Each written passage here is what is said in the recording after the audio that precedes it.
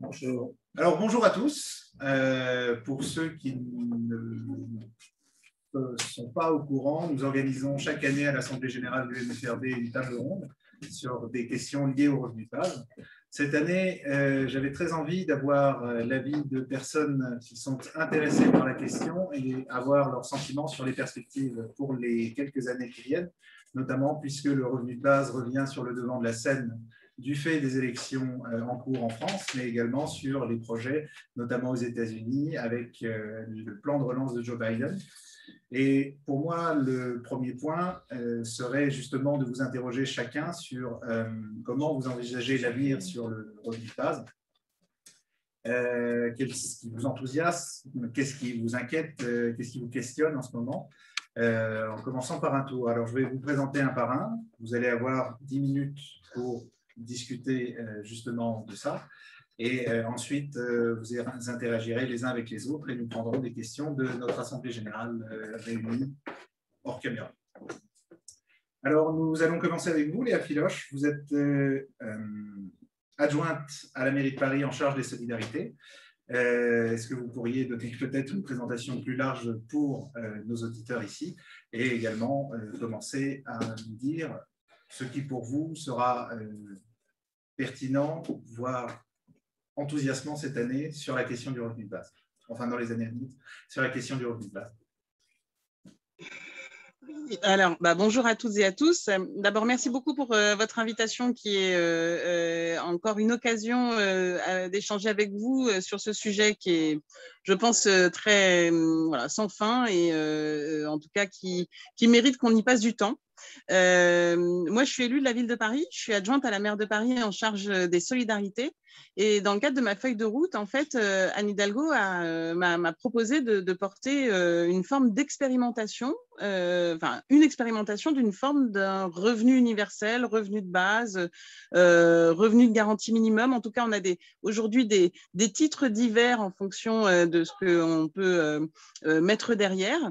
Mais ce qui est certain, c'est que cette expérimentation, elle a une double vocation.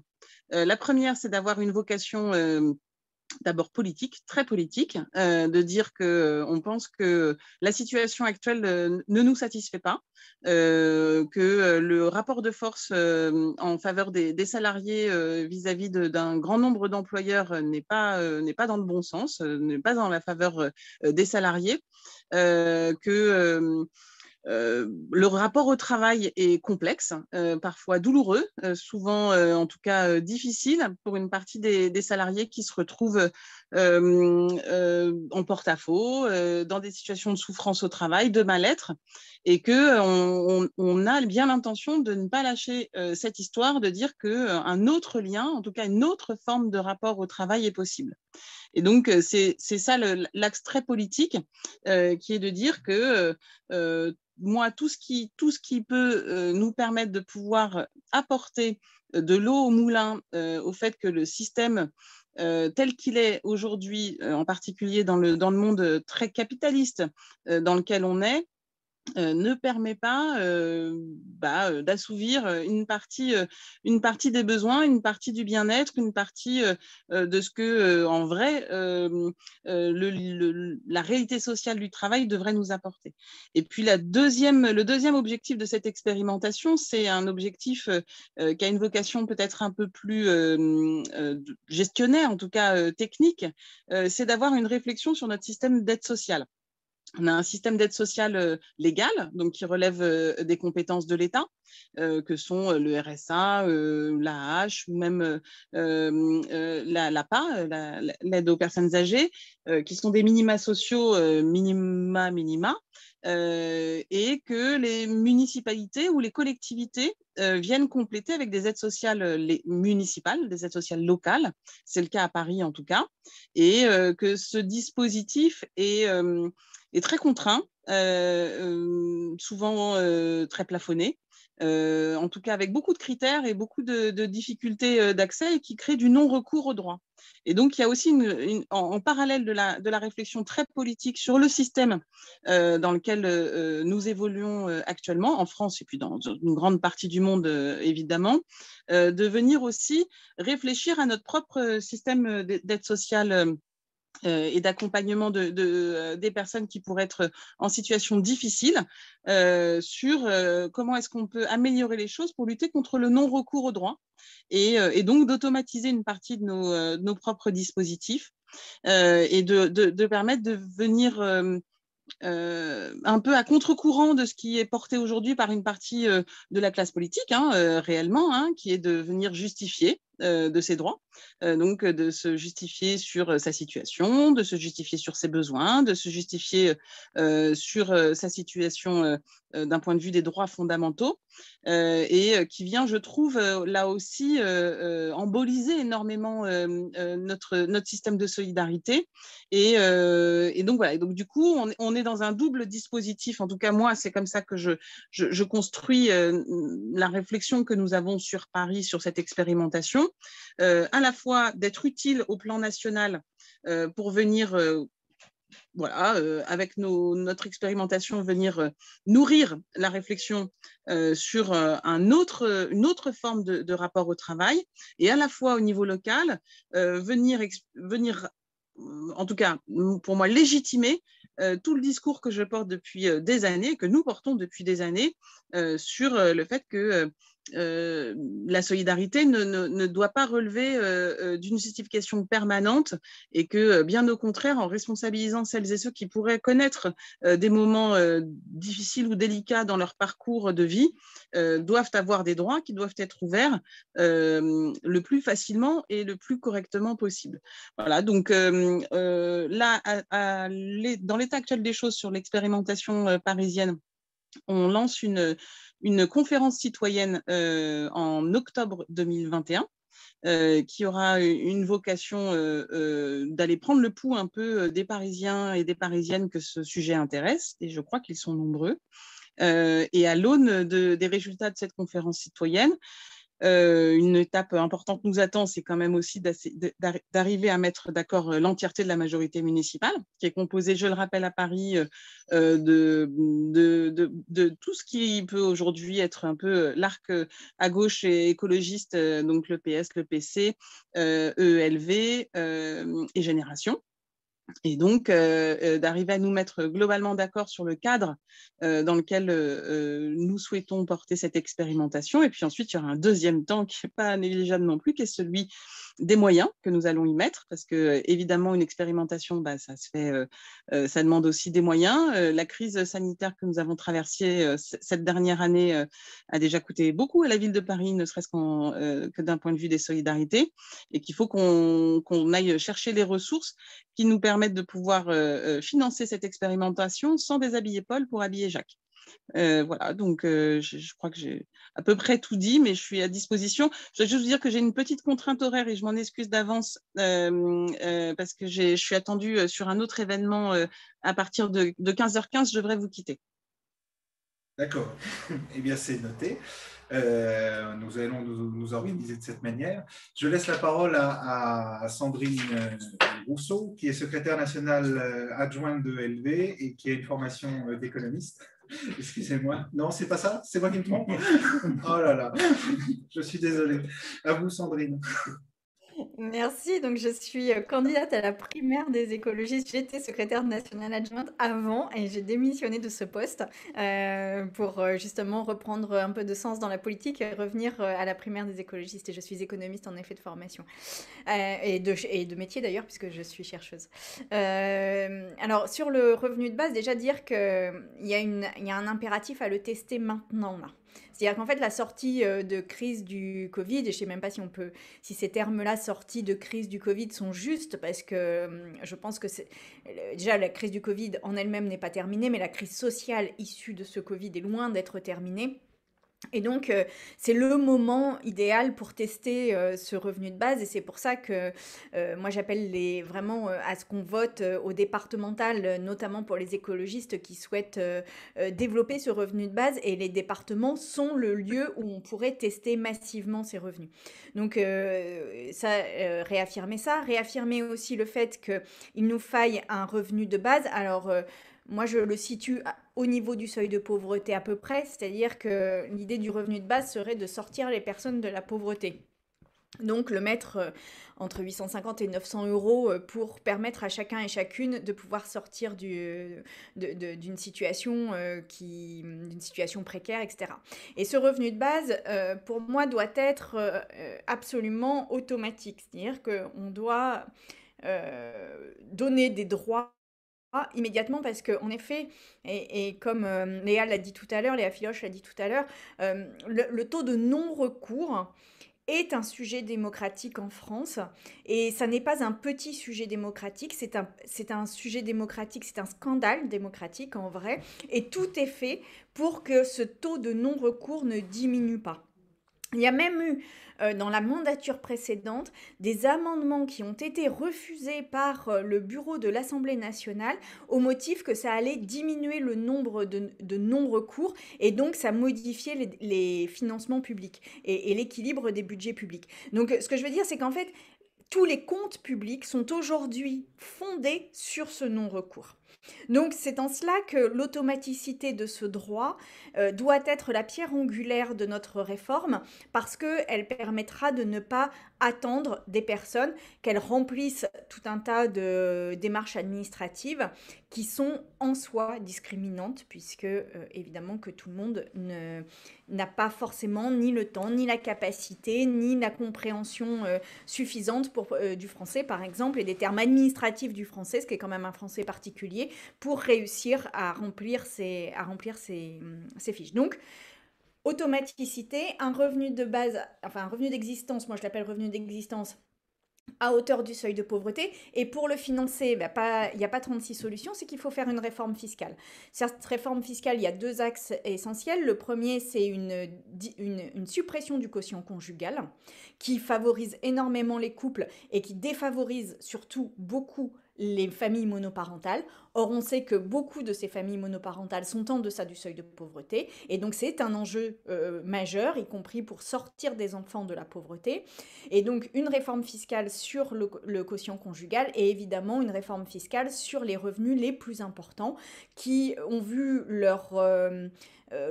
taux de croissance des revenus les plus importants durant la crise Covid a été extrêmement élevé et depuis 10 ans, on estime que le dernier décile s'est enrichi de près de 400%. Donc évidemment qu'on ne peut pas continuer comme ça. C'est-à-dire qu'il y a vraiment un enjeu à cantonner cet accroissement de richesse. Et je rappelle, parce que ça fait partie des réformes et à mon avis des batailles culturelles qu'à gauche on a perdues sur l'enjeu et l'importance de la fiscalité. C'est qu'aucune richesse n'est réellement individuelle. On vit sur le mythe qu'on s'enrichit individuellement, mais en fait, c'est très faux, c'est absolument faux, puisqu'une partie de la richesse que l'on acquiert vient des infrastructures qui ont été financées par l'État, vient de la fourniture d'éducation, vient de la fourniture de soins par la solidarité, et donc il est normal qu'une partie de cette richesse serve à la solidarité pour les prochains.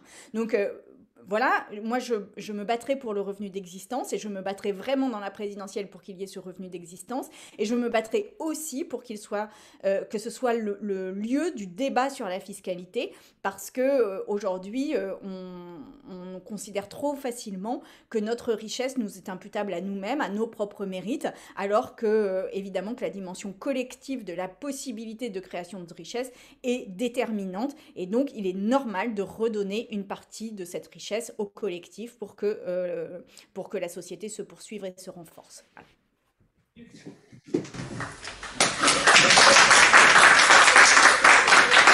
On n'a pas respecté tes consignes. C'est très mauvais. Merci Sandrine. Je ne vois pas la salle, je vois juste les sourires des intervenants, mais je ne vois pas la salle, donc c'est assez frustrant, mais je vous salue. Je laisse maintenant la parole à Guy. Guy, qui est membre fondateur du MFRB et qui est en train d'écrire un ouvrage sur l'allocation universelle. Justement, Guy, est-ce que tu souhaitais réagir sur tout ça? Oui, je vais prendre. Il y a eu un article il y a 4 jours dans Libération de Frédéric Worms, qui est professeur de philosophie, et qui parle de l'universel concret. Et je le cite, il indique l'eau, l'air, mais aussi le pain et le soin, les vaccins et le revenu universel. Il faut lister, défendre et croire à toutes ces choses qui garantissent nos conditions concrètes de vie, ce que nous ne faisons plus depuis 40 ans. Alors il dit, il faut mettre toute l'année qui vient, et en particulier l'année électorale 2021, sous le signe de quelque chose qui a été trop souvent oublié depuis 40 ans, que nous résumerons ainsi l'universel concret. Alors c'est quoi l'universel d'abord? Eh bien l'universel c'est forcément individuel, hein, car c'est pour tout le monde. Et si c'est pour tout le monde, c'est inconditionnel, car poser des conditions, c'est évidemment exclure. Alors, c'est aussi un bien commun. Hein, un bien commun au sens où l'entend Gaël Giraud, un bien universel auquel tout le monde a droit. Un bien commun, c'est une ressource partagée, gérée collectivement par une communauté dans le but de la préserver tout en permettant à tous et à toutes de l'utiliser.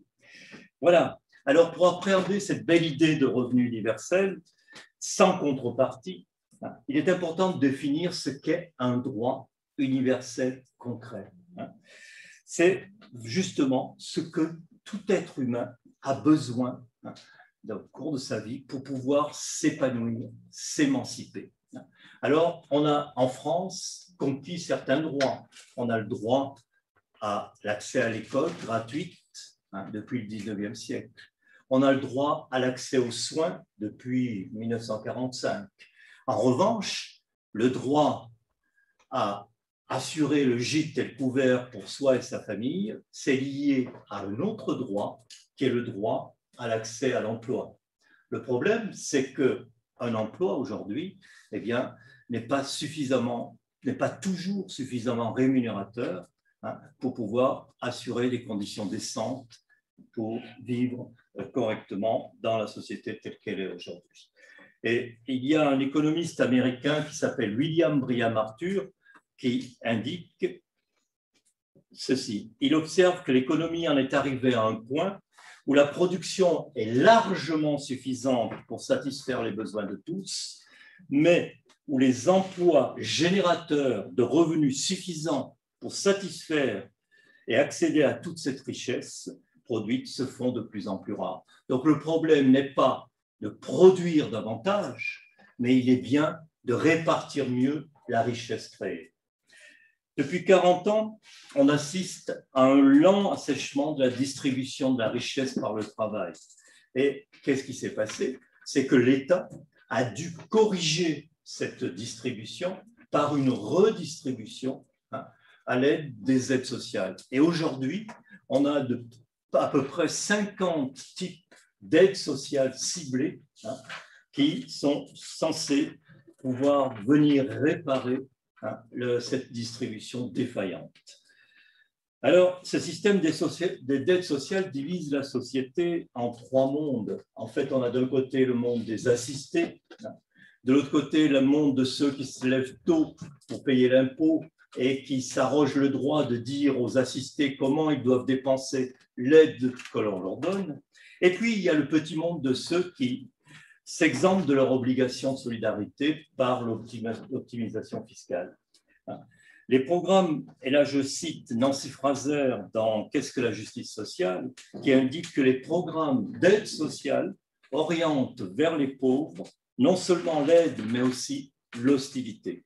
Les prestations destinées aux pauvres ont tendance à stigmatiser leurs bénéficiaires comme déviants et parasites en les opposant insidieusement à ceux qui gagnent leur vie.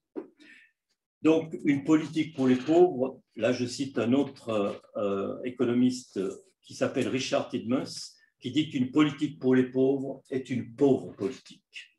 Le revenu universel doit répondre à la question suivante. Comment faire pour passer d'une redistribution qui est corrective et qui divise la société en assujettis à une redistribution qui soit universelle et transformatrice, qui inclut tous les citoyens dans le même projet et qui immunise le corps social contre la précarité. C'est un véritable vaccin contre la pauvreté qui doit être un bien commun fondé sur deux principes et une condition, principe d'universalité, c'est-à-dire que tout le monde reçoit ce vaccin qui l'immunise contre la pauvreté, principe de solidarité, tout le monde contribue en fonction de ses moyens à la réalisation de ce bien commun, en revenus et en patrimoine.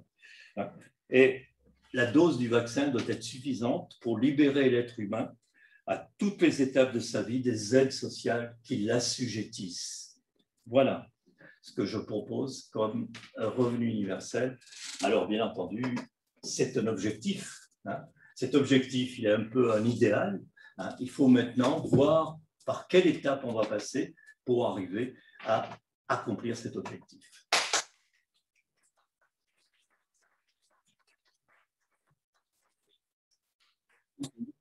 Alors, j'aimerais, avant de passer la parole à l'Assemblée générale, qui aura certainement beaucoup de questions à vous poser à tous les trois, moi, la question que je me pose, puisqu'on est en Assemblée générale, c'est surtout quel devrait être le rôle de notre association dans tout ce travail. J'entends la nécessité de l'expérimentation à Paris, j'entends l'urgence de l'expérimentation suite au Covid, la nécessité de remettre à plat la fiscalité et quelque part de conserver à l'esprit qu'il ne s'agit pas uniquement d'une politique destinée à compenser des inégalités, mais également à réfléchir de nouveau à ce qui fait société. Moi, la question étant, nous, on est une petite association, je pense que le rapport financier l'a démontré. Comment peut-on endosser ce genre de choses sans se perdre dans les méandres du militantisme? Oui, alors, il y a plein de choses d'abord que Sandrine et Guy ont dites sur lesquelles je suis hyper raccord et je pense qu'il y a effectivement plein de chemins à trouver. Ce qui nous aussi nous a beaucoup fait réfléchir, c'est les évolutions récentes. Alors, évidemment, je rejoins les propos qui ont été dits sur la question de l'urgence de la réponse à la crise sociale qu'on traverse, mais même au-delà de ça, depuis 5-6 ans à Paris, mais je pense que c'est quelque chose qu'on retrouve partout dans les territoires, le désengagement de l'État dans sa capacité à organiser, à structurer, à accompagner, à accueillir les plus fragiles, a aussi eu des effets assez importants sur la manière dont on organise nos propres services et nos propres structures de solidarité dans les territoires.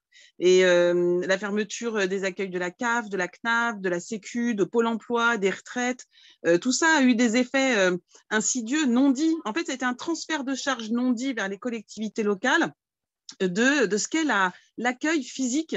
En fait, les collectivités locales aujourd'hui sont les dernières à recevoir physiquement les publics qui effectivement se retrouvent dans des conditions hyper complexes pour pouvoir accéder à leurs droits. Et donc, on a essayé avec les moyens des collectivités locales, en tout cas c'est ce qu'on a essayé de faire à Paris, de compenser ce désengagement, mais c'est très compliqué. Pour tout vous dire, pour vous donner un exemple, on n'arrive même pas à envoyer de mail à CNAV parce que nos systèmes d'information ne se parlent pas. Et donc, du coup, comment on débloque une situation de quelqu'un qui ne peut pas accéder à un rendez-vous physique avec un travailleur social de la CNAV et que nous, on ne peut pas leur envoyer d'explication de la situation de la personne, donc on ne peut pas lui ouvrir ses droits divers, ni évidemment les droits de l'État, parce que ce n'est pas nos compétences, ce n'est pas notre boulot, mais on ne peut pas non plus ouvrir les droits municipaux, parce qu'en fait, tant que les droits légaux ne sont pas ouverts, le reste est bloqué. Et donc, effectivement, tout ça amène à un machin où il y a même une partie des aides, je pense, elles ont été créées pour que personne puisse en bénéficier, en fait. Enfin, vraiment, il y a tellement de critères, tellement de sous-critères, tellement de temporalités différentes que même nos travailleurs sociaux ne s'en sortent pas. C'est inextricable pour tout un tas de situations et même pas forcément les plus complexes. Il suffit d'un changement de situation pour que en fait, vous soyez obligé de changer d'interlocuteur social.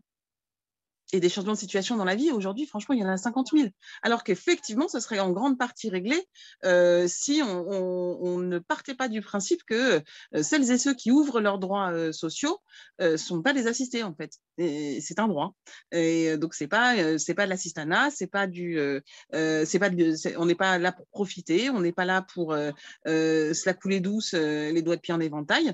Et d'ailleurs, on le voit bien, quand on confie quand on confie aux personnes qui touchent leurs droits le choix de faire ce qu'ils ont envie de faire avec la thune qu'on leur donne, et qui est en général pas pléthore quand même, en fait, il n'y a pas d'abus, il n'y a pas de… Enfin, en vrai, la confiance, elle règne, et c'est ça qui fonctionne, en fait. Je voudrais aussi revenir sur le bien commun géré collectivement. Je prends cet exemple-là, on en avait déjà parlé, on avait déjà eu l'occasion d'échanger sur le sujet, mais la sécurité sociale, moi j'y suis très attachée, je pense que c'est un bien commun pour le coup, et je regrette par exemple le choix qui avait été fait par la mandature précédente, alors qui a été fortement aggravé depuis, mais qui était un premier pied dans la porte, de supprimer les allocations familiales, de supprimer l'universalité des allocations familiales. Pour moi, c'est exactement l'inverse qu'il faut faire.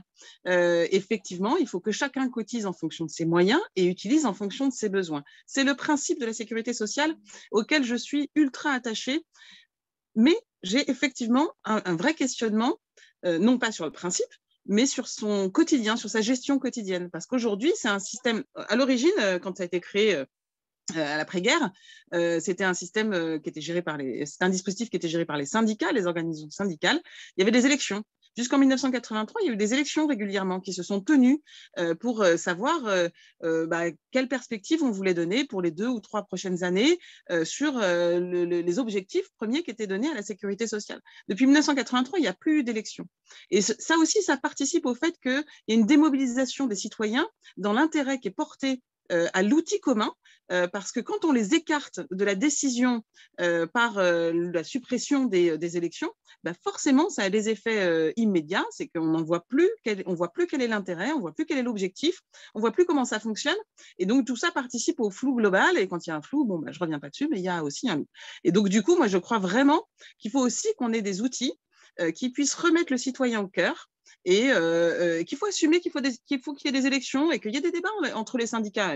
La CGT sur la Sécu, elle ne dit pas la même chose que FO, qui ne dit pas la même chose que la CFDT. Mais moi, je suis pour qu'on ait notre mot à dire, et puis peut-être qu'il y ait d'autres idées qui émergent, j'en sais rien, peu importe. Enfin, c'est pas… mais en tout cas, je suis pour que les citoyens ils aient leur mot à dire, et que c'est aussi la manière qu'ils auront de mieux s'approprier l'outil. Et quand on s'approprie l'outil, quand il est attaqué, du coup, on sait pourquoi on le défend. Parce qu'aujourd'hui, on ne sait plus non plus très bien pourquoi on défend la sécurité sociale, parce qu'on ne sait plus très bien qui la dirige, dans quelle perspective et dans quel cadre de transparence il se retrouve. Et puis la dernière chose, c'est sur la répartition des richesses. Alors là, franchement, 100% aussi. Le vrai sujet, il n'est pas de comment on en crée de plus, c'est comment on se la répartit mieux. Ce que je rajouterais à ce que tu as dit, Sandrine, c'est aussi la question du patrimoine. Je pense que là, il y a aussi beaucoup à aller chercher dans le patrimoine, que ça, c'est pas beaucoup dit, c'est pas beaucoup assumé, mais que moi, je le crois aussi beaucoup. C'est qu'on ne peut pas laisser les choses telles qu'elles sont, et que le patrimoine, en fait, il est de père en fils ou de mère en fille, peu importe, mais il se reproduit dans un entre-soi, il produit des richesses, d'ailleurs même il en produit de plus en plus, sans jamais participer au bien commun et sans jamais venir être taxé d'une manière ou d'une autre. Et à Paris, c'est encore plus flagrant. Aujourd'hui, les seuls qui peuvent acheter à Paris un logement, c'est ceux qui ont du patrimoine à l'origine. Celui qui n'en a pas, il peut toujours courir et se saigner autant qu'il peut. Jamais c'est possible d'acheter un appartement à Paris. Donc même un studio, je veux dire, et donc du coup, pour moi, la question de l'héritage, la question du patrimoine, elle doit aussi venir être posée dans ce cadre-là et venir contribuer beaucoup plus fortement et beaucoup plus profondément que ce que ça n'est fait aujourd'hui. Voilà, pardon, je suis encore bavarde, je pourrais encore dire plein, mais c'était les 3 points sur lesquels je voulais venir compléter. Et après, sur votre question, sur la place de votre association.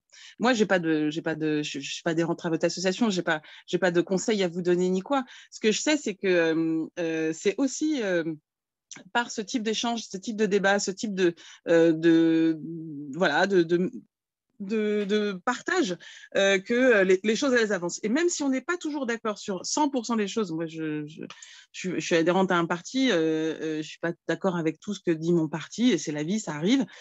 Il n'empêche que dans la bataille culturelle qu'on mène ensemble sur la lutte contre le système tel qu'il dysfonctionne aujourd'hui, je pense qu'on a vraiment des choses à apporter collectivement et que votre rôle, il est aussi là de faire un peu la pierre angulaire de ne pas se contenter de ce qu'est le monde tel qu'il est aujourd'hui et de pouvoir apporter aussi une pierre à l'édifice commun d'un autre monde est possible. Merci Léa. Vous vouliez intervenir, Sandrine? Bah oui, pour confirmer. Alors bon, déjà, il y a un mot qui a été prononcé qui est important, c'est le mot confiance. Et ça, en fait, c'est une pierre angulaire aussi des politiques publiques que l'on doit mener, notamment parce que depuis maintenant quelques années, et je dirais particulièrement depuis 2-3 ans là, on a une défiance vis-à-vis des citoyens et citoyennes. Ça s'est vu évidemment au moment des Gilets jaunes, hein, quand on a envoyé la police contre les Gilets jaunes, c'est une défiance contre les citoyens.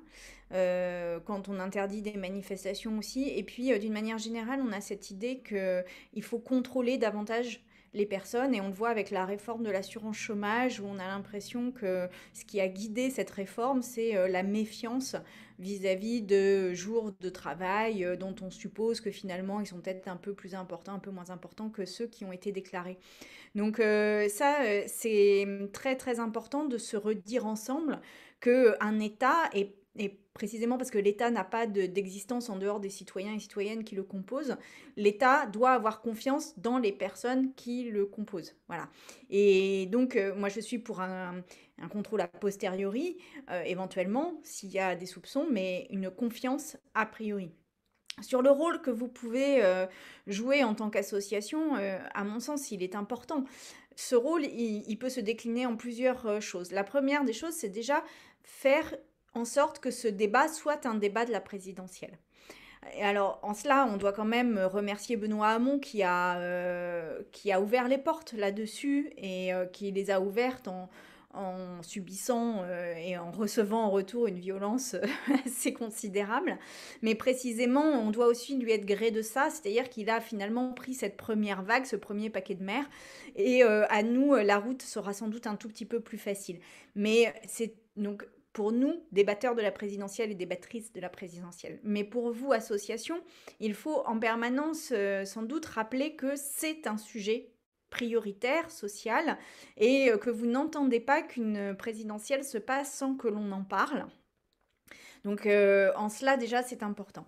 Le deuxième élément, c'est que vous avez une expertise, et une expertise fondée sur des années de militantisme et des années de recherche sur le sujet. Et en cela, en tous les cas, moi, en tant que candidate à la primaire, je serais vraiment très intéressée par bénéficier de cette expertise. Alors après, c'est à vous de voir sous quelle forme, etc. Parce que quand je dis ça, évidemment, je ne veux pas qu'il y ait que vous soyez troublé ou en difficulté vis-à-vis d'éventuels conflits d'intérêts. Mais voilà, comment on peut nous bénéficier de cette expertise, parce que évidemment que avec le temps que vous y avez passé, forcément, vous avez quelque chose d'intéressant à nous apporter là-dessus, et pour que nous ne disions pas de bêtises là-dessus. Et puis, la dernière des choses, c'est aussi, à mon sens, faire un lien avec d'autres associations, comme éventuellement ATD Quart Monde ou des associations de cet ordre qui luttent contre la pauvreté, et pour faire une espèce de front commun contre la pauvreté, parce que ça, je crois que si ce front commun arrive à émerger dans la présidentielle, on sera obligé d'avoir des réponses à la hauteur de l'enjeu. Et donc, c'est un peu la troisième perche que je vous tends, c'est vraiment, si vous avez des discussions et des échanges déjà avec des associations qui luttent contre la pauvreté, il y en a beaucoup sur le territoire, eh bien, faire un front commun et un appel à la lutte contre une pauvreté, pour une lutte historique contre la pauvreté, une lutte exceptionnelle contre la pauvreté, ça je pense que ce serait très très important. Merci. Léa, vous devez nous quitter, c'est cela? Oui, je suis vraiment désolée, mais je suis invitée à la marche de la fraternité cet après-midi, et je pouvais, voilà, ça s'est goupillé au dernier moment, donc toutes mes excuses, mais merci encore beaucoup pour votre invitation, et je sais que de toute façon, nous aurons d'autres occasions d'échanger. Merci à vous d'être Merci venus. beaucoup. Merci, à très bientôt. Au revoir. Au revoir. Alors, j'avais vu qu'il y avait des questions. également dans la salle. Alors, Alain, puis Angélica. Bonjour, je suis Angélica Cros, je suis membre du MFRP depuis 2013 et je porte un petit peu maintenant, on va dire, la question des femmes. Donc, j'ai entendu Léa Filoche, qui a malheureusement dû partir, aborder le sujet du revenu de base par le biais des salariés. Le salariat, c'est classique, mais je pense qu'il est aussi temps de braquer un peu le projecteur vers le monde du travail à domicile, où sont les femmes, où il y a beaucoup de femmes aussi qui vivent en France et qui sont de nationalité ou d'origine étrangère et qui n'ont peut-être pas la possibilité de participer en société comme le souhaite notre charte de revenus de base. Et je voudrais savoir comment on pourrait, dans un programme politique futur, imaginer une amélioration au niveau du partage du temps de travail, de sorte à ce que justement des femmes puissent, avec le travail qu'ils font, participer plus fortement en société. Cette question est adressée à Madame Rousseau. Merci de m'adresser cette question parce qu'imaginez-vous que c'est une préoccupation vraiment très importante chez moi. Je n'ai pas encore trouvé complètement la réponse, mais la différence de partage des tâches domestiques est vraiment au cœur des inégalités femmes-hommes. Et ça n'évolue que très peu. C'est-à-dire que depuis, je rappelle ce chiffre, parce qu'en général, quand je commence comme ça, il y a toujours quelqu'un pour me dire « oui, mais maintenant, les hommes sont différents », et ça, je veux bien le croire.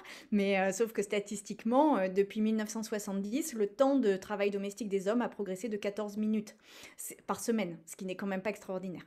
C'est-à-dire que ça n'est pas une évolution majeure de la répartition. Et les femmes, par semaine, font 8 heures de travail domestique de plus que les hommes. 8 heures par semaine. Ça veut dire une journée de plus de travail par semaine.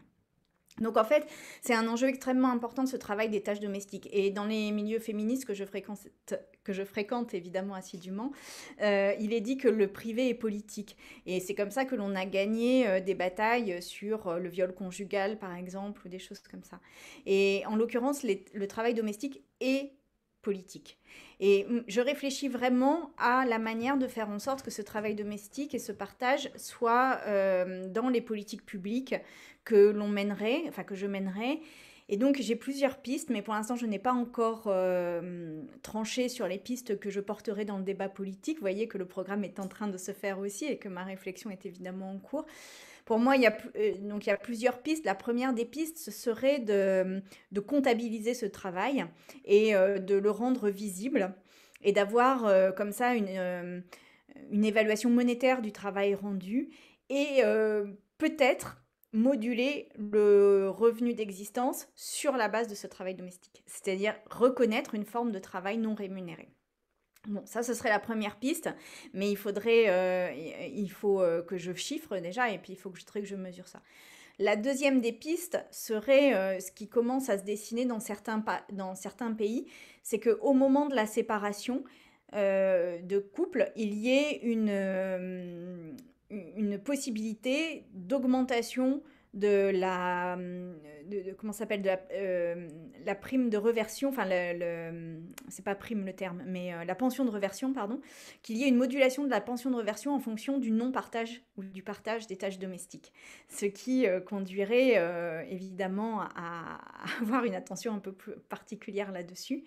Et puis la dernière des choses, et qui me semble vraiment très important, c'est aussi donner des droits aux hommes, et notamment des droits paternité, et des droits paternité obligatoires, puisque dans les statistiques, on voit que les deux moments où il y a un décrochage entre le travail domestique fait par les femmes et le travail domestique fait par les hommes, c'est le moment de la mise en couple et le moment de la maternité.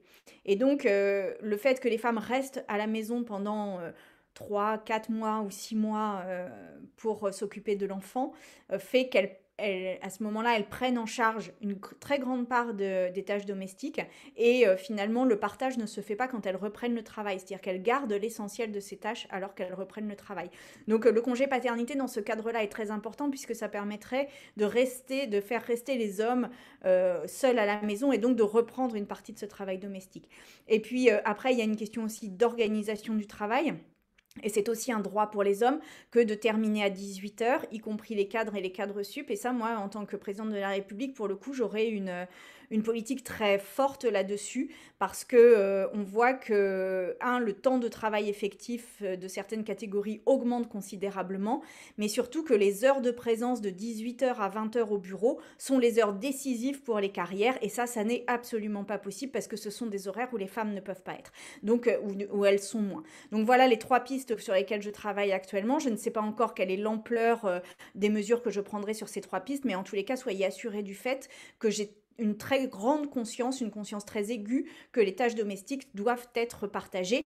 Et j'ajoute, et je terminerai là-dessus, particulièrement dans la transition écologique, évidemment que j'appelle de mes voeux, puisque dans la transition écologique, il y a aussi une augmentation du travail domestique, notamment liée au fait qu'on recourt par exemple moins aux plats préparés, qu'on doit préparer soi-même la cuisine ou que les temps pour fabriquer des produits ménagers, par exemple, etc., ou pour laver davantage les couches, je pense notamment aux couches. Donc, dans la transition écologique, il se peut qu'il y ait une pression domestique plus forte. Et ça, il n'est pas question de faire une transition écologique sans prendre en compte le partage des tâches domestiques, parce que sinon, ce serait un retour en arrière inacceptable. Donc, voilà, c'est très important. Comment on le règle, c'est plus compliqué, mais en tous les cas, j'y réfléchis intensément. Tu souhaitais intervenir? Le revenu universel, ou revenu de base, 2 minutes, je complète, permet certes de lutter contre la pauvreté, mais il permet aussi de réduire le temps de travail, et de l'homme et de la femme. Donc, il permet à chacun des membres du couple d'être pleinement responsable de ces tâches domestiques. Alors qu'aujourd'hui, souvent, pour des contraintes horaires, comme vous l'avez dit, il est difficile pour l'un ou pour l'autre de pouvoir assumer toutes ces tâches. D'autre part, aujourd'hui, à cause de ces heures de travail, prenez imaginez un cadre qui travaille 60 heures par semaine, il est obligé d'employer ce qu'on appelait avant une domestique pour s'occuper de ces tâches ménagères. Alors que s'il pouvait, avec un revenu universel, pouvoir réduire son temps de travail, il pourrait assumer pleinement ses responsabilités dans le cadre familial. Oui, mais il faut justement que la transition écologique ne soit pas une affaire bobo. Je trouve que la transition écologique, si elle doit avoir lieu, doit être une affaire de tout le monde. Absolument. Et donc, il faut mettre en place les conditions pour que ce soit un véritable choix. Merci, Angélica. Il y avait d'autres questions? Alain?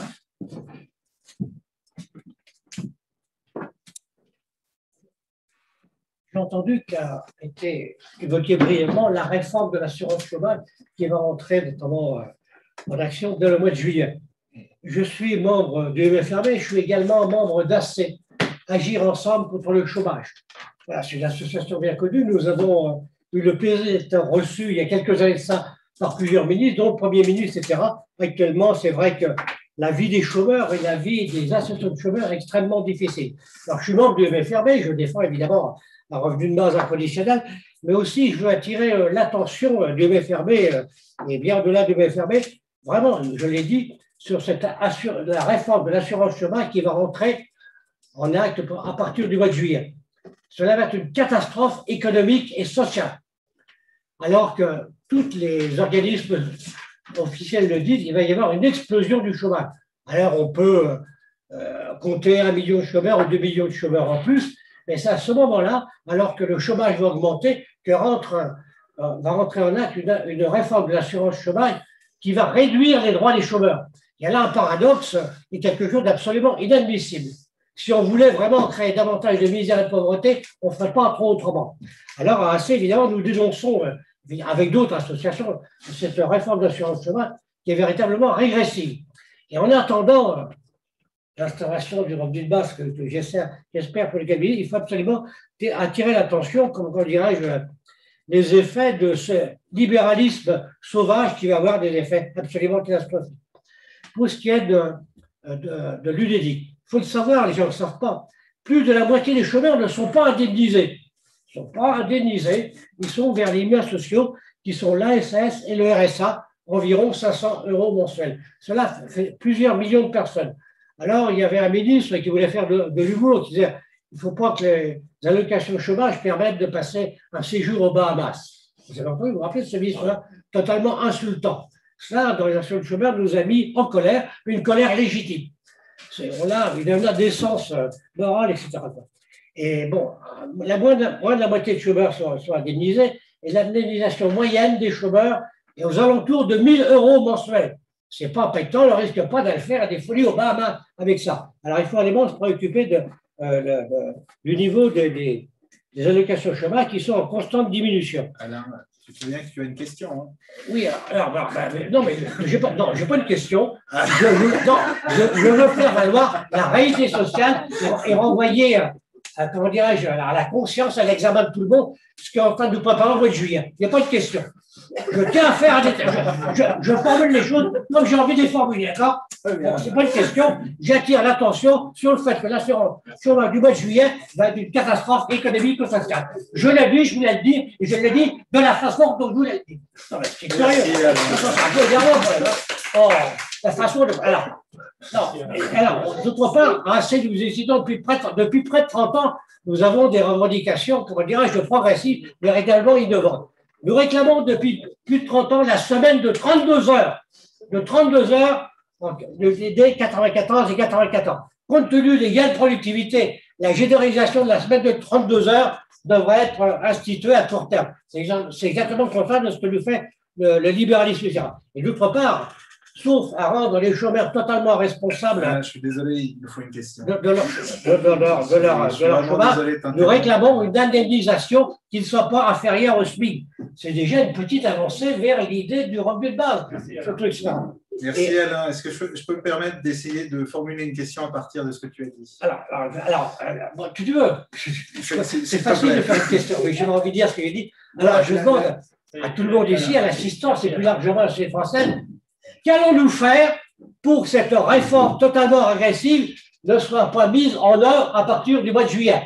Et je signale qu'il y aura une manifestation le 22 mai avec une réunion préalable à l'Odéon à Paris pour dénoncer cette réforme de l'assurance chômage totalement régressive de chômage. La question que je pose, qu'allons-nous faire ensemble pour empêcher que soit mise en œuvre cette réforme régressive du mois de juillet? Ça te va comme question? C'est très bien, je vais l'adresser à tout le monde, Rousseau, à tout le monde.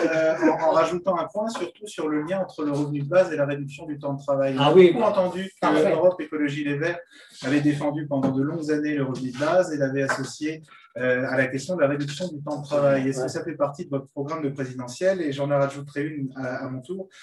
Comme vous êtes économiste et que vous réfléchissez sur un plan assez global d'un programme général, quelle est la place que vous souhaitez à quelle place vous souhaitez intégrer le revenu de base dans cette réflexion, et quel est le lien que vous faites entre la réduction du temps de travail et également les objectifs de la COP21 de réduction des gaz à effet de serre? Est-ce qu'il y a vraiment un lien direct, je dirais que je ne pense pas, mais à faire entre le revenu de base et justement ces objectifs climatiques? Il y a beaucoup de questions dans votre question. Alors, je vais essayer d'y répondre point par point. La première des choses, c'est que plus le temps de travail est long et plus l'empreinte écologique des personnes est grande. Et ça, il y a une corrélation extrêmement forte entre le temps de travail et l'empreinte écologique. Alors évidemment, quand je dis ça, je fais un raccourci puisque il y a un allongement du temps de travail corrélé à une augmentation du revenu et donc de l'empreinte écologique. Mais ceci dit, même si vous gelez l'effet revenu, vous voyez qu'il y a une corrélation entre l'empreinte écologique et le temps de travail. Pour des raisons simples, c'est que à partir du moment où vous avez un temps de travail important, eh bien, quand vous prenez des loisirs, en général, vous prenez un week-end à l'autre bout de l'Europe pour vous détendre. Voilà. Une autre raison, c'est que en général, quand vous avez un long temps de travail, bah, vous avez moins accès à des transports en commun, donc vous prenez plus votre voiture individuelle. Et vos consommations sont des consommations qui sont en général plus carbonées parce que ce sont des consommations type repas à distance, enfin repas à l'extérieur, plat tout fait, etc. Donc tout ça explique que en fait il y a une corrélation vraiment très forte entre le temps de travail et l'empreinte écologique. Donc pour répondre à la première partie de votre question, évidemment que si l'on veut réduire drastiquement notre empreinte écologique, et je rappelle quand même qu'il nous faut la réduire de 80%, hein, donc on ne peut pas juste aménager le système tel qu'il est, eh bien on se doit de s'attaquer au temps de travail. Mais il y a une deuxième raison pour laquelle le temps de travail est aussi un sujet important, c'est qu'on va sortir de la crise, et encore une fois, avec toute l'ambiguïté de cette formule, sortir de la crise, puisque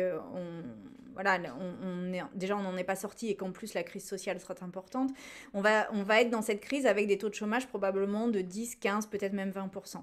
Et donc là, on ne peut pas se contenter de juste relancer l'économie à l'ancienne, quoi.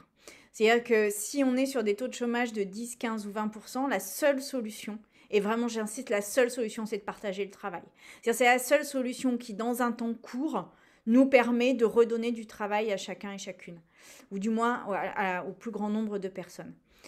Après, moi, j'aimerais aussi qu'il y ait une plus grande capacité des salariés et salariées à choisir leur temps de travail, ce qui aujourd'hui n'est pas totalement le cas. C'est-à-dire qu'on distingue en économie les insiders des outsiders de ce point de vue-là. C'est-à-dire que les insiders, c'est-à-dire ceux qui ont des contrats à durée indéterminée avec des droits associés, etc., eh bien, en général, il y a un chien qui me saute dessus, bonjour, sont en général plus promptes à choisir leur temps de travail, alors que les personnes qu'on appelle les outsiders sur le marché du travail, c'est-à-dire des personnes qui sont sur des contrats précaires, des emplois avec des horaires décalés ou des horaires en miettes, eh bien ces personnes-là ne peuvent pas choisir leur temps de travail.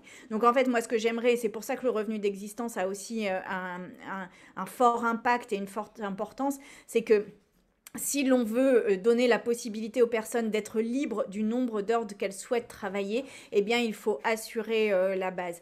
Et donc, oui, pour la réduction du temps de travail, oui, pour l'articulation de la diminution du temps de travail à un revenu de base, et oui, pour l'articulation de tout cela à la diminution de l'empreinte écologique. Et je rappelle que l'on n'a que 5 ans pour agir, et donc c'est vraiment très important de le faire maintenant et de ne pas se fourvoyer dans des espèces d'expérimentations sur 10 000 personnes. Là, il faut vraiment qu'on change d'échelle. Et enfin, la dernière des choses que je dirais, c'est que dans toutes les mesures, dans toutes les politiques économiques qui ont été prises et toutes les politiques économiques de développement de l'emploi qui ont été prises ces 20 dernières années, la seule qui est vraiment créé des emplois, c'est la réduction du temps de travail. C'est les 35 heures. C'est 350 000 créations d'emplois, quand par exemple un CICE n'en a créé que 50 000. Donc je veux dire évidemment qu'il y a un enjeu majeur à créer des emplois et des emplois de qualité que l'on peut quitter parce qu'il y a un revenu de base s'ils ne sont pas d'assez bonne qualité. Et comme ça, on redonne de la qualité de travail autant que de la qualité de vie. Revenu sur le travail, revenu de base, ça va. Globalement positif, madame, merci. Y a-t-il encore des questions dans l'assistance? Oui, Bertrand. En attendant que Bertrand s'installe, j'en avais quand même une sur le lien. Il y a énormément de propositions en ce moment à l'échelle européenne. D'ailleurs, peut-être faut-il vous l'informer, il y a actuellement une initiative citoyenne européenne en cours qui cherche à accumuler 1 million de signatures pour essayer de justement proposer à la Commission européenne d'instaurer un revenu de base à l'échelle européenne. Je pense que nous n'y arriverons pas, mais en tout cas, c'est un... Oui, c'est vrai, on va y arriver. D'ailleurs, à ce propos, nous avons lancé le 9 mai dernier, Journée de l'Europe, la campagne changerlemonde.org, à laquelle je serais heureux de vous demander si vous accepteriez de la soutenir en votre nom. Bien sûr, on vous enverra les... pour ne pas attendre une réponse directement. Mais moi, la question qui me vient, c'est il y a beaucoup de gouvernements actuellement en Europe qui proposent des expérimentations de revenus de base qui n'en sont pas.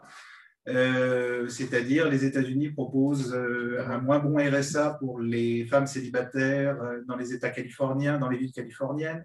L'Irlande souhaite expérimenter le revenu de base uniquement réduit aux artistes, ce qui est un moins bon système de protection que ne pourrait l'être, par exemple, le régime des intermittents.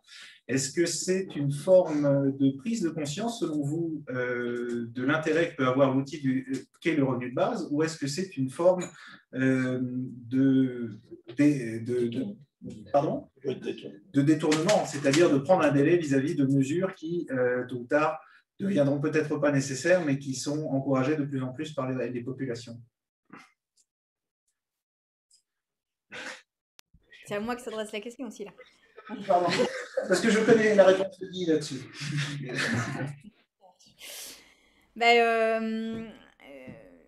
Là, en fait, ce à quoi on assiste sur les différents pays européens, américains, mais aussi néo-zélandais, etc., c'est une volonté de changer les choses, mais une sorte de réticence à aller jusqu'au bout des démarches. C'est-à-dire une espèce je pense qu'ils sentent et elles sentent confusément qu'il y a vraiment des choses à changer, et ça commence à changer aux États-Unis, par exemple, ou encore une fois en Nouvelle-Zélande, mais ils ne vont pas au bout de la démarche et ils ne renversent pas la table.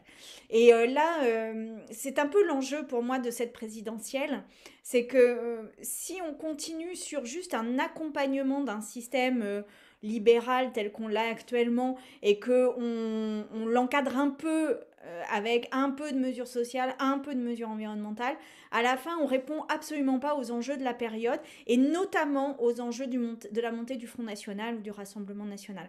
Parce que la montée de ce rassemblement est aussi pour moi une conséquence d'un libéralisme économique humiliant, dégradant et une espèce de rouleau compresseur pour les personnes les plus fragiles de la société.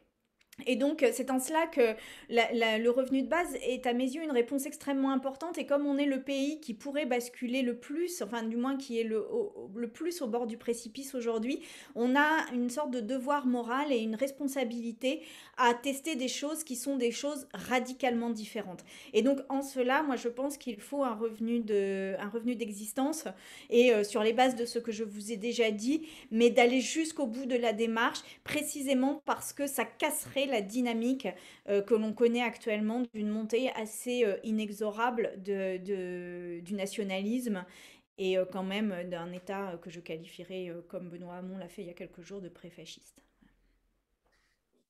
Je ne peux pas m'empêcher de vous poser une dernière question là-dessus.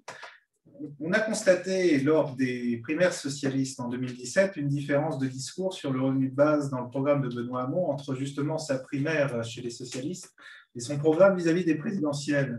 Je ne vous demande pas une garantie, mais est-ce qu'on doit s'attendre à la même chose, histoire de savoir si on doit se préparer à être déçu ou pas? C'est une question très intéressante et j'ai discuté avec lui justement, avec Benoît Hamon il n'y a pas longtemps, de comment il analysait sa précédente campagne présidentielle et comment il analysait le résultat décevant qu'il a fait à la fin. Et il me disait, et je pense qu'il a parfaitement raison, il me disait, l'erreur que j'ai faite est qu'à la sortie de la primaire, j'ai édulcoré mon programme pour essayer de faire le rassemblement. Et ça, je crois qu'il faut tirer les leçons du passé et précisément celle-ci, parce que si je gagne la primaire, alors il faudra que j'aille au bout de la démarche que j'entreprends dans la primaire. Voilà. Je passe la parole à Bertrand. Oui, ma question est aussi à Madame Rousseau. C'est vrai que LV... J'ai bien fait de venir vu le nombre de questions qui me sont adressées. Non, je plaisante, mais je suis très heureuse d'être avec vous. Allez-y. Vous êtes l'invité. Oui, LV prône le revenu de base depuis bien longtemps. Et nous avons vu également qu'avec la pandémie, le revenu de base aurait été effectivement une nécessité et aurait été effectivement une façon aussi pour beaucoup de gens de passer cette crise d'une façon beaucoup moins délicate. Moi, ma question est assez simple en fait, c'est quelle relation voyez-vous entre le revenu de base, le revenu d'existence et l'écologie?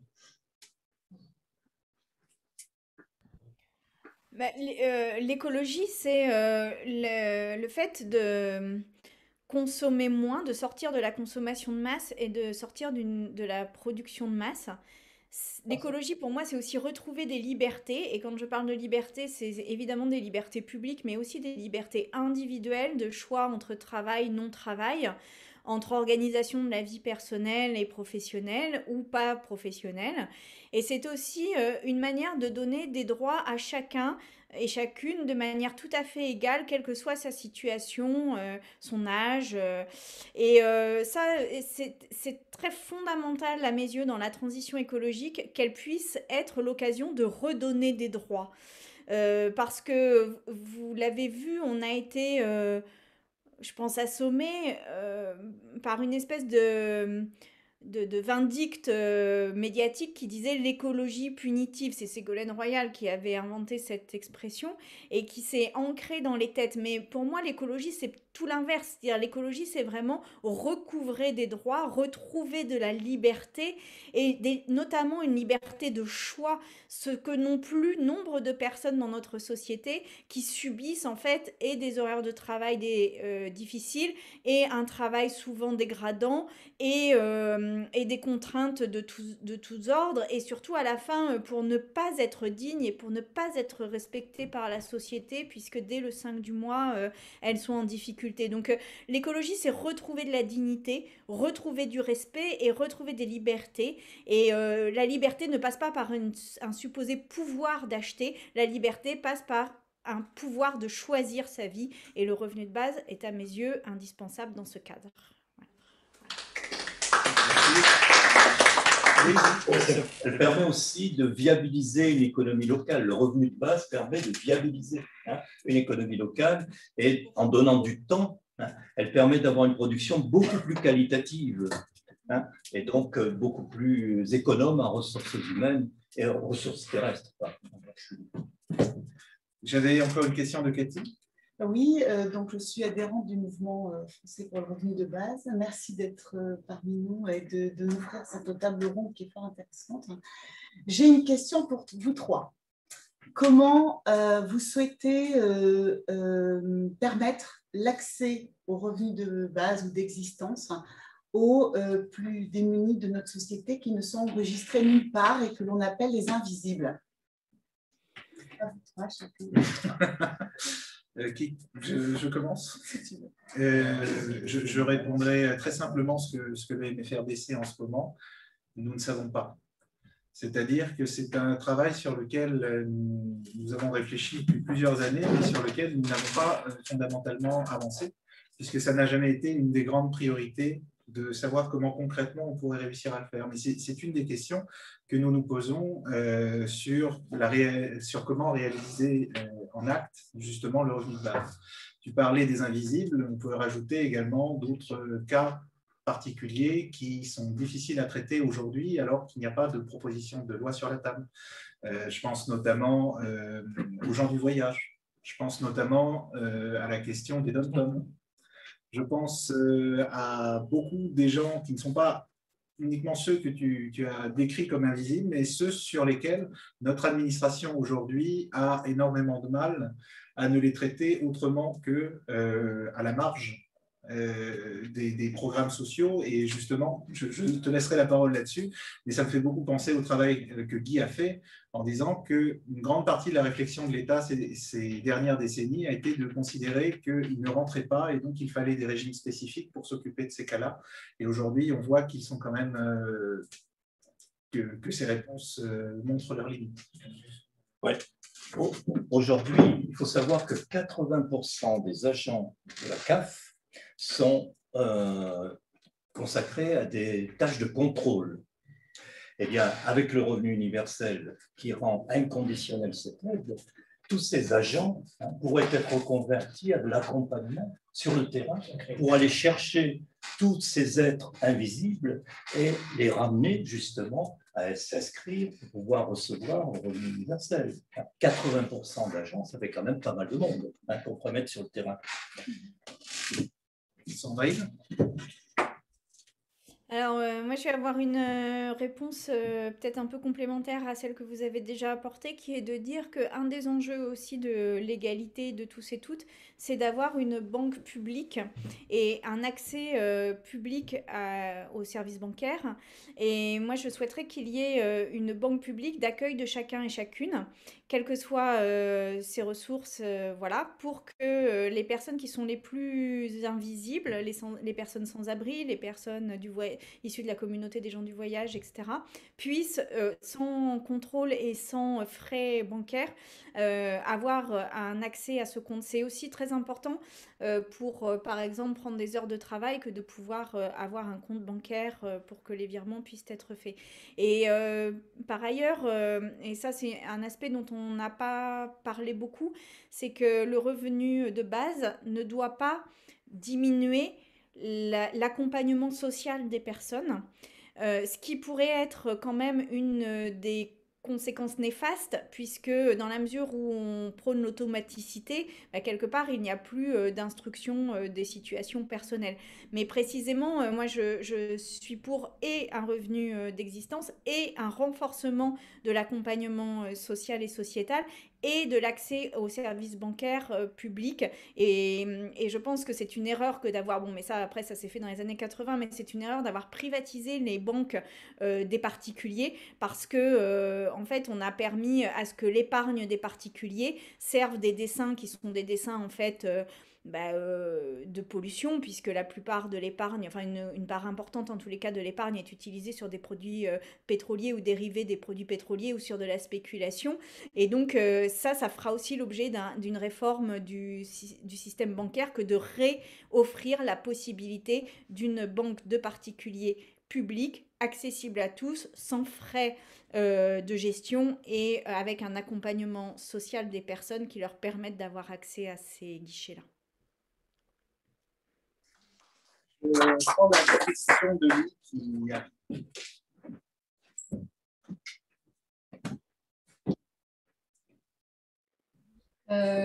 Bonjour, merci d'être venu à notre assemblée générale. Moi, j'avais une question, j'avais une question un peu plus politicienne sur ELV. En fait, ça fait longtemps, comme le rappelait Bertrand, que ELV a mis dans son programme, en tout cas a soutenu le revenu de base, mais c'est vrai qu'on ne l'entendait pas beaucoup jusque-là. Donc, je me posais la question de pourquoi ça n'a pas vraiment été mis en avant. Est-ce que c'est parce que ce n'est pas un thème directement lié à l'écologie, même si on a bien compris le lien, hein, d'après ce que vous avez expliqué.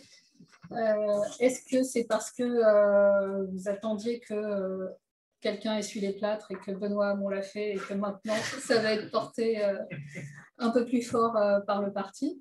Ou est-ce que, et ça j'aimerais bien savoir comment ça fonctionne, est-ce qu'il y a des courants internes à ELV qui n'ont pas forcément tous le même avis sur la question, voire certains qui seraient contre le revenu de base, pas forcément contre, mais qui préféraient des propositions alternatives qui seraient un peu plus dirigistes du point de vue de la transformation écologique. Parce que c'est vrai qu'on observe dans certaines associations écologistes des reproches sur le revenu de base qui disent, par exemple, le revenu de base n'est pas assez... est trop inconditionnel. Il faudrait conditionner ça à un type de travail, à un type de consommation, par exemple avec les monnaies locales, etc. Donc voilà, en fait, ma question c'est qu'est-ce qui se passe au sein de LV? Est-ce qu'il y a des courants? Est-ce qu'il y a des avis sur la question? Est-ce qu'il y a des débats? Et est-ce que vous pensez qu'il est enfin temps que LV mette vraiment le revenu de base en tant que pilier de son programme?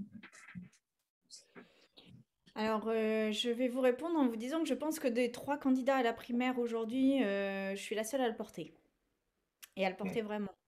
Donc je pense qu'en effet, il n'y a pas un consensus aussi grand qu'on pourrait l'imaginer sur, la possibilité de mettre en place un revenu d'existence. Et ceci explique sans doute le fait qu'on ne l'ait pas porté haut et fort dans les débats. Mais, c'est aussi à ça que servent des primaires. Et donc, réjouissons-nous de ce moment-là, puisque c'est un moment qui permet aussi de trancher des lignes politiques et des projets. Et en l'occurrence, là, je pense que ça fera partie des sujets qui seront en débat dans cette primaire. Est-ce qu'il y a d'autres questions dans l'Assemblée? Merci beaucoup d'avoir répondu à l'invitation, Sandrine. Merci Eh bien, messieurs, merci à tous. Et puis, à très bientôt.